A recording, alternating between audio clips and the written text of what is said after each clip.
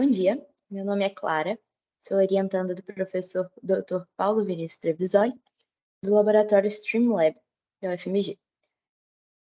O trabalho apresentado é uma avaliação numérica de motores termomagnéticos. Motores termomagnéticos são dispositivos que operam baseados no princípio da transição de fase magnética dos materiais magnéticos. Esses materiais, quando submetidos a uma temperatura superior à temperatura chamada temperatura de Curie, encontram-se na fase paramagnética. Quando estão a temperaturas inferiores a essa temperatura de Curie, eles são ferromagnéticos. Assim, eles podem ser atraídos ou afastados de campos magnéticos de forma alternada, gerando movimento. Este estudo trabalhou com dois tipos de motores termomagnéticos. O primeiro, um sistema cilíndrico, composto por dois conjuntos acoplados por um par de engrenagem, sendo cada um desses conjuntos uma combinação de 3 cilindros concêntricos de ímã permanente, sendo os dois externos móveis e o interno fixo. Dentro desse conjunto, no seu núcleo, tem um meio poroso do material magnético gadolínio.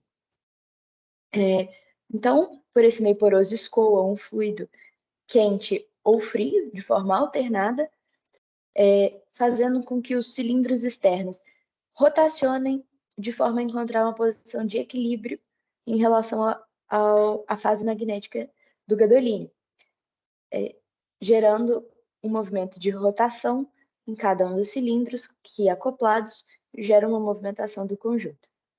O outro motor estudado foi o motor linear, em que há dois trocadores de calor preenchidos pelas esferas de gadolínio formando esse meio poroso, e eles são conectados por um elemento rígido. Da mesma forma que no cilíndrico, há escoamento de fluidos quente e frio de forma alternada por esses trocadores, fazendo com que haja movimentação do conjunto entre os polos magnéticos do circuito magnético.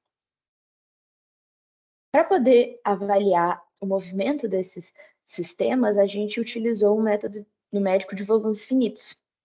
Para isso, a gente utilizou um volume de controle ao longo do trocador de calor preenchido por meio poroso e discretizou ele em inúmeros volumes de comprimento ΔX. Em seguida, a gente utilizou as equações de transferência de calor, tanto para o fluido quanto para o sólido, transferência de calor no meio poroso, discretizou também essas equações no volume apresentado anteriormente, e utilizou um método linha a linha de solução numérica, chamado TDMA, para solucionar essas equações e determinar a variação da temperatura ao longo do tempo, ao longo dos ciclos dos motores, e poder, então, definir o seu comportamento. Quando a gente avaliou o sistema cilíndrico, a conclusão foi de que ele era incapaz de ultrapassar 180 graus. Então, ele rotacionava, atingia 180 graus, devido ao torque do conjunto, ele era incapaz de continuar o movimento. Dessa forma, ele não pode operar como um motor, e estudos futuros deveriam avaliar sua aplicação como um acumulador de energia. Para o motor linear, esse sim pode operar como um motor. A gente conseguiu avaliar seu deslocamento ao longo de um ciclo e a força resultante magnética, força magnética resultante atuando sobre o conjunto ao longo de um ciclo.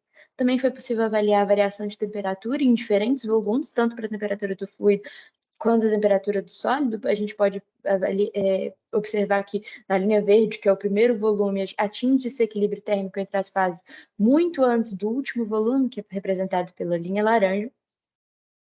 E também foi possível avaliar o efeito transiente das temperaturas ao longo do comprimento de um trocador de calor para o último instante de escoamento quente, na linha vermelha, e para o último instante de escoamento frio, na linha azul. E a gente pode perceber que na porção final do trocador de calor, tanto o fluido quanto o sólido não foram capazes de atingir equilíbrio térmico entre as fases.